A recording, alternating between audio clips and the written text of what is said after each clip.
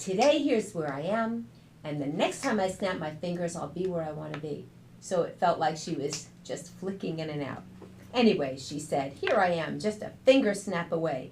Camp is over, and I thought the rest of the day school would Camp is over, and I thought the first day of school would never come, but here it is, right on time. Marcy, Mom was getting a little bit impatient.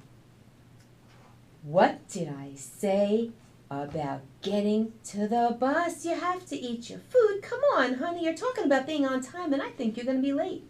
Coming. Marcy squeezed between her mom and the door frame, rushed downstairs, ate her cold oatmeal. It wasn't her favorite, but she was in no mood to complain. She had already done enough this morning to delay her trip to the bus. She brushed her teeth, made it to the bus 3 minutes ahead of schedule. Good job. Have a nice day, Marcy. Did you take your lunch? Yup-a-rino. Marcy was extremely proud of herself for remembering. This was going to be a great year. Once on the bus, Marcy saw Nikki, her best friend. They smiled and hugged and shared news of their summer during the entire bus trip to school. Nikki also went to sleepaway camp, and she was very excited about it. She didn't sound one bit homesick, and she was away for 2 whole months. Nikki, was this your first time going away to sleepaway camp?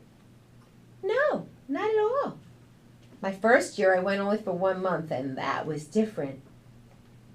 Nikki started to laugh at herself as she spoke. I was only in 1st grade, and I was so homesick.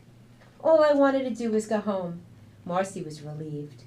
You know, sometimes it feels comfortable when somebody else shares a thought or a feeling that you were having, especially if it's one you might not have been comfortable having, because that sort of validates for you, oh, I guess it's okay to have that feeling. But as we get older, we become more and more comfortable with our own thoughts and feelings.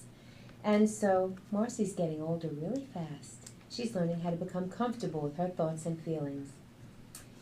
Well, Marcy didn't feel so embarrassed anymore. She said, but you went for both months this year. What changed your mind?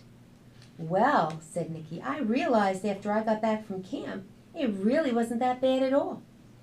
And I also realized my folks were still there to hug me and everything was the same as before I left. I was afraid stuff would change and that things would be different. But after I got back and went to 2nd grade, I realized I really liked camp.